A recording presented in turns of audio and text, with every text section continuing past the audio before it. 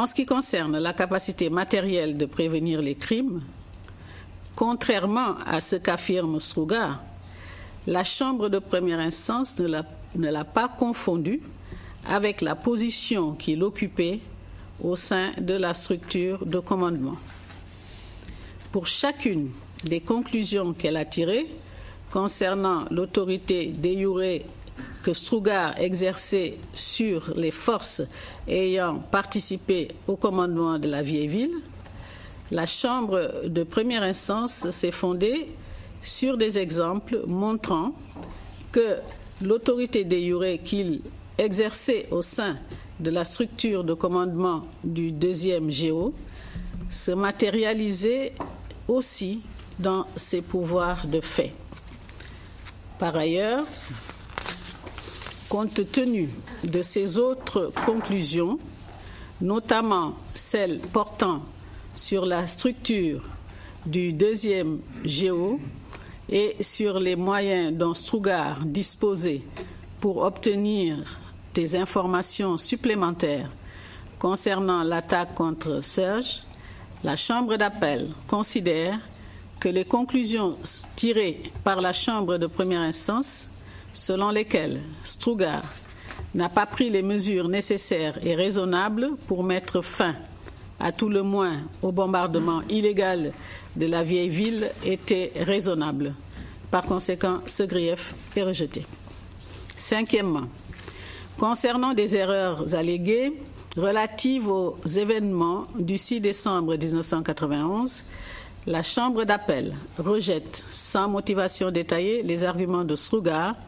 relatifs à sa capacité matérielle de punir les crimes et décider des promotions et décorations des personnes impliquées dans le bombardement de la vieille ville parce qu'ils sont manifestement infondés. En ce qui concerne son manquement à l'obligation de prendre des mesures suite aux événements du 6 décembre 1991, la Chambre d'appel est d'avis qu'il était raisonnable pour la Chambre de première instance de conclure que le général Kadijevic a accepté la suggestion de l'amiral Jokic de mener une enquête sur les événements du 6 décembre 1991 et que l'enquête menée par ce dernier s'est avérée une imposture. Une majorité de la Chambre d'appel, les juges Meron et Kwon étant en désaccord, est également d'avis que Strugar savait que cette enquête était une imposture et que ce dernier n'était pas en fait exclu du processus d'enquête mené par l'amiral Jokic. Cette majorité conclut qu'il était raisonnable pour la Chambre de première instance de conclure que Strugar était à tout le moins disposé à accepter une situation dans laquelle il ne serait pas directement impliqué, confiant de fait à son subordonné immédiat, l'amiral Jokic, le soin d'ouvrir une enquête et de prendre des mesures et des décisions d'ordre disciplinaire ou autre. Par conséquent, ce grief est rejeté. Au vu de ce qui précède, la Chambre d'appel rejette à la majorité les premiers et troisièmes motifs d'appel de Strugar. Au titre de son deuxième motif d'appel, Strugar soutient, tout d'abord, que la Chambre de première instance a conclu, à tort, qu'il existait un lien de subordination. La Chambre d'appel rappelle que le pouvoir qu'a le supérieur hiérarchique de donner des ordres ne permet pas automatiquement d'établir que ce dernier exerçait un contrôle effectif sur ses subordonnés, mais il s'agit d'un élément pertinent pour établir le contrôle effectif. Comme la Chambre d'appel l'a jugé dans l'arrêt Halilovic, les ordres en question devront être examinés soigneusement en tenant compte de l'ensemble des éléments de preuve afin de déterminer le degré de contrôle exercé sur les auteurs des crimes. La nature des ordres que le supérieur peut donner, la nature du pouvoir qu'il détient en la matière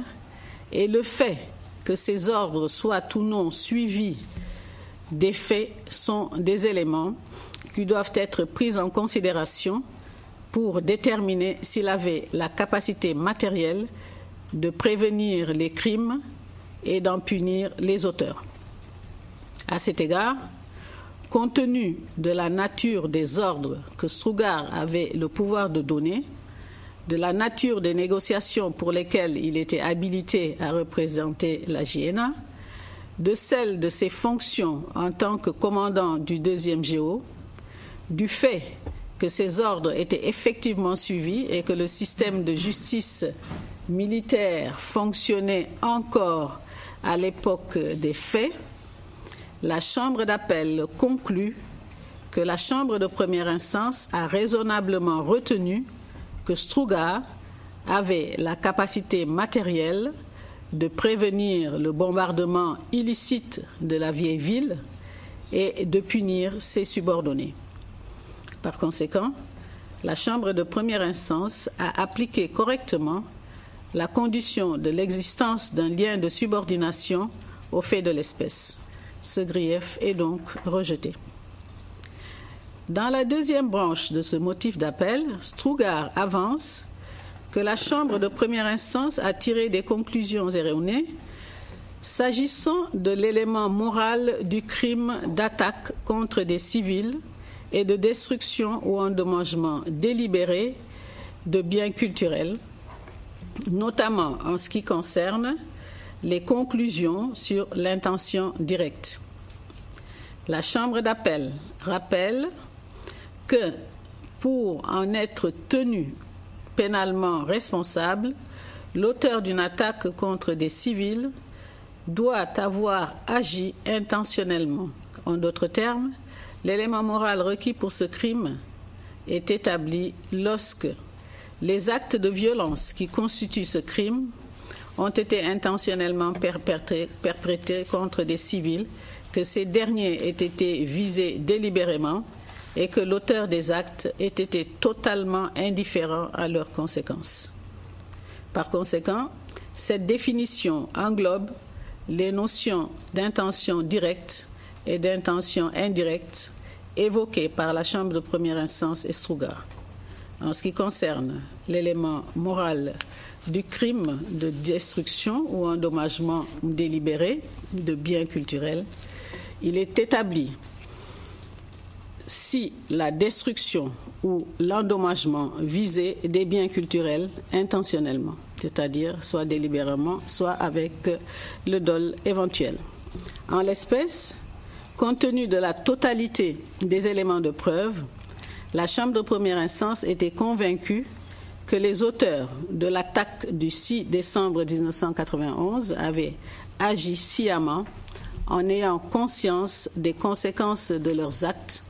et en voulant qu'elles se produisent.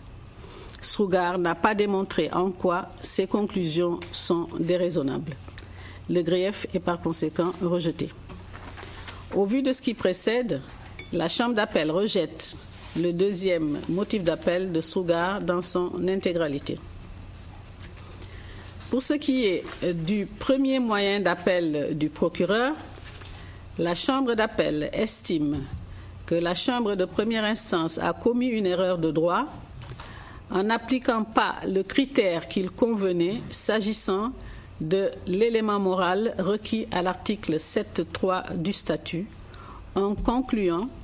qu'avant l'attaque contre Serge, lancée aux premières heures du 6 décembre 1991, Strugar ne savait pas et n'avait pas de raison de savoir que ses subordonnés s'apprêtaient à commettre un crime. Plus particulièrement, la Chambre de première instance s'est trompée en estimant que le fait que Strugar ait su que ses forces risquaient de bombarder illégalement la vieille ville ne suffisait pas pour conclure qu'il possédait l'élément moral requis par l'article 7.3 du statut et que pour cela, il devait savoir qu'il existait une réelle probabilité ou un risque réel et sérieux que ces forces bombardent la vieille ville. La Chambre de première instance a estimé à tort que l'élément moral requis par l'article 7.3 exigeait de rapporter la preuve que le supérieur savait que ses subordonnés risquaient très probablement de commettre des crimes. À ce propos, la Chambre d'appel rappelle que pour tenir un supérieur responsable sur la base de l'article 7.3 du statut, il suffit de prouver qu'il savait que ses subordonnés pourraient commettre des crimes. Ayant conclu que la Chambre de première instance a commis une erreur de droit en appliquant un critère juridique erroné, la Chambre d'appel doit appliquer le critère qui convient aux faits constatés par la Chambre de première instance et déterminer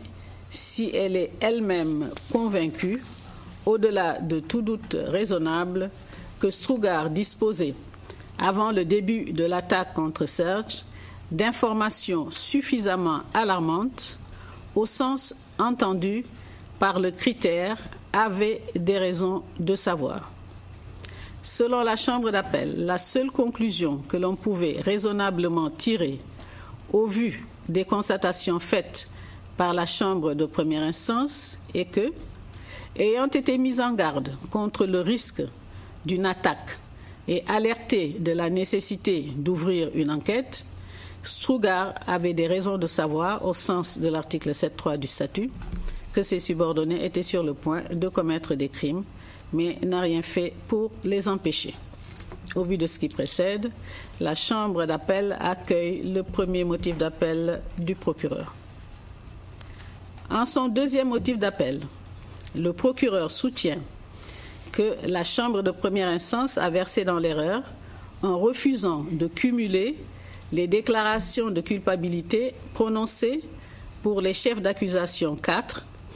dévastation non justifiée par les exigences militaires, 5, attaques illégales contre des biens de caractère civil et 6, destruction ou endommagement délibéré de biens culturels.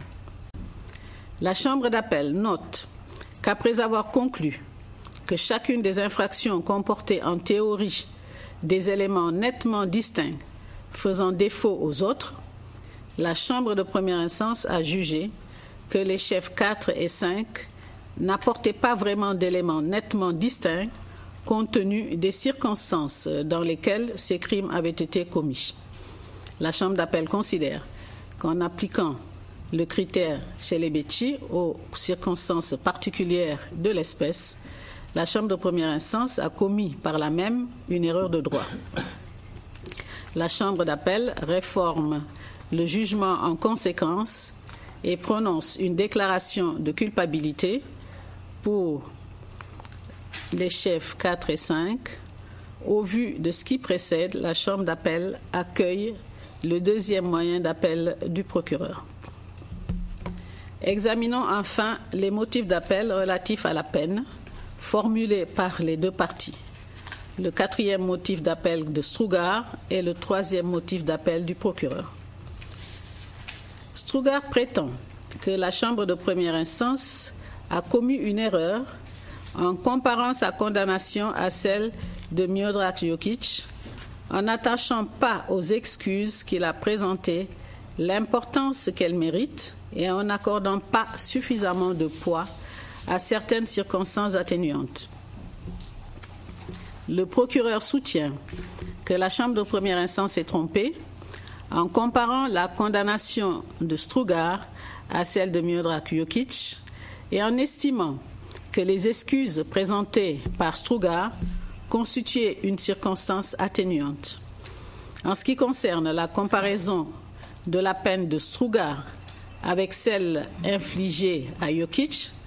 la Chambre d'appel souligne que, conformément à sa jurisprudence constante, la comparaison entre l'affaire Strugar et l'affaire Jokic n'est que l'un des éléments dont la Chambre de première instance a tenu compte pour fixer la peine. La Chambre d'appel estime que la Chambre de première instance a eu raison d'accorder un poids limité à la peine infligée à Jokic. En effet, pour la Chambre d'appel, il existe des différences importantes entre l'affaire Strugar et l'affaire Jokic. La Chambre d'appel conclut donc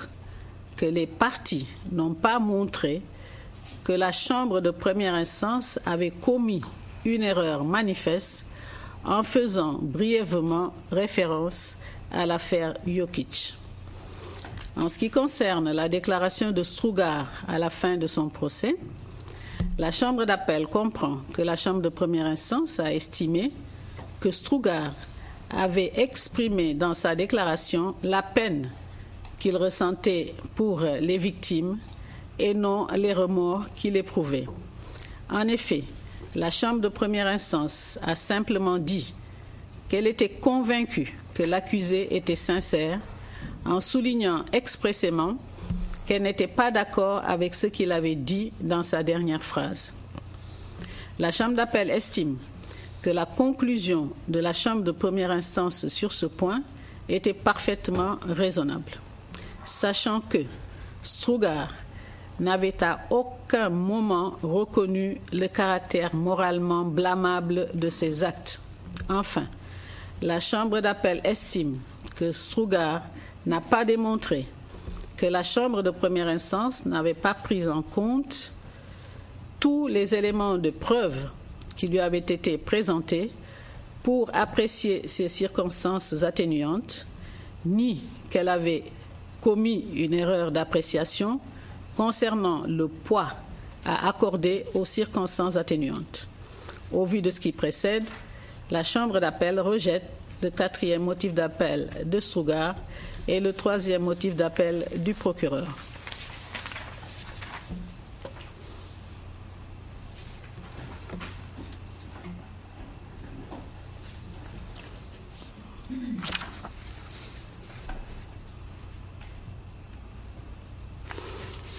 Cela conclut l'examen de la Chambre d'appel des motifs d'appel avancés par les parties. Et je vais passer à l'analyse de l'impact des conclusions de la Chambre d'appel sur la sentence imposée par la Chambre de première instance. Premièrement, la Chambre d'appel a conclu à l'erreur de la Chambre de première instance s'agissant de l'étendue de la responsabilité pénale de Strugar, faute d'avoir prévenu le bombardement de la vieille ville de Dubrovnik, bien que la Chambre d'appel ait effectivement étendu cette responsabilité de 7 heures du matin à minuit, le 6 décembre 1991, elle considère, pour des raisons exposées dans son arrêt, que la Chambre de première instance a tenu compte de l'endommagement causé pendant cette période additionnelle. La Chambre d'appel considère par conséquent que cette erreur est sans impact sur la sentence de Strugar. Deuxièmement, en ce qui concerne le prononcé de condamnation au titre des chefs 4 et 5, la Chambre d'appel convient,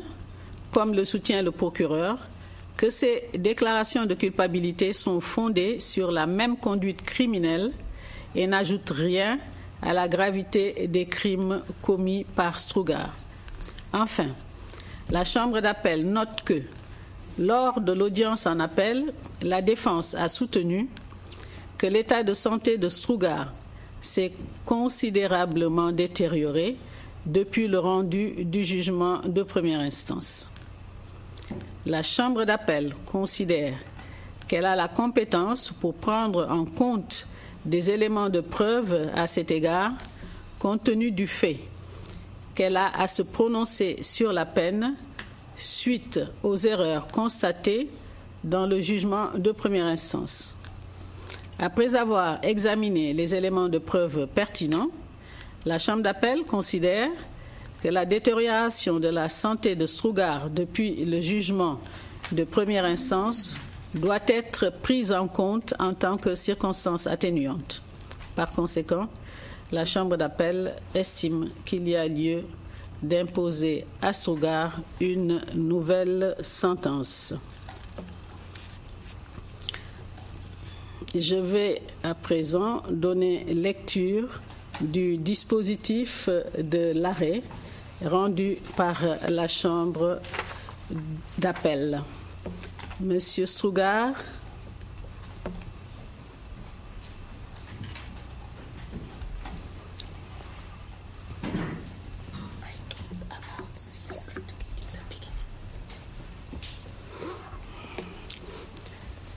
Monsieur Strougar, voici le dispositif de l'arrêt. Par ces motifs, la Chambre d'appel, en application de l'article 25 du statut et des articles 117 et 118 du règlement de procédure et de preuve, vu les écritures respectives des parties et leurs exposés au procès en appel le 23 avril 2008, siégeant en audience publique, rejette tous les moyens d'appel soulevés par Pavle Strougar, les juges Meron et Kwon exprimant leur désaccord concernant le troisième moyen d'appel qui porte sur le manquement à l'obligation de prendre des mesures suite aux événements qui se sont produits le 6 décembre 1991. Accueille le premier moyen d'appel soulevé par l'accusation concernant l'étendue de l'obligation qu'avait Pavle Strougar de prévenir le bombardement de la vieille ville. Accueille le deuxième moyen d'appel soulevé par l'accusation et déclare,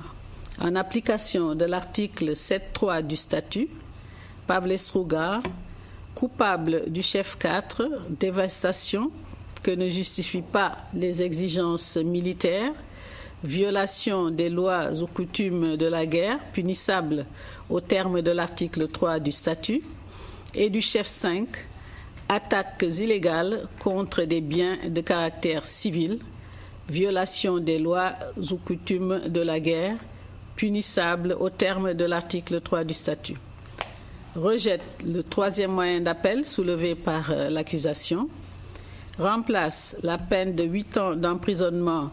prononcée par la Chambre de première instance par une peine de 7 ans et demi d'emprisonnement, la période passée en détention étant déduite de la durée totale de la peine en application de l'article 101 du règlement. Ordonne, en application des articles 103C et 107 du règlement, que Pavle Strougar reste sous la garde du tribunal international jusqu'à ce que soient arrêtées les dispositions nécessaires pour son transfert vers l'État dans lequel il purgera sa peine. Le juge Chahaboudine joint une opinion individuelle.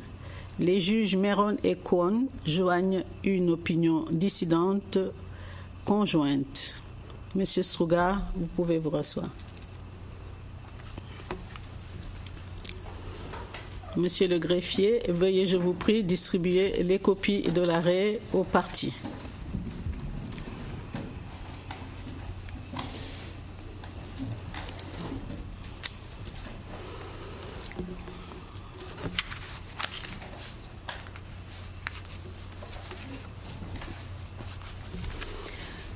Avant de conclure, je tiens à remercier tous ceux qui ont contribué au bon déroulement de cette affaire pour leurs efforts constructifs. Merci.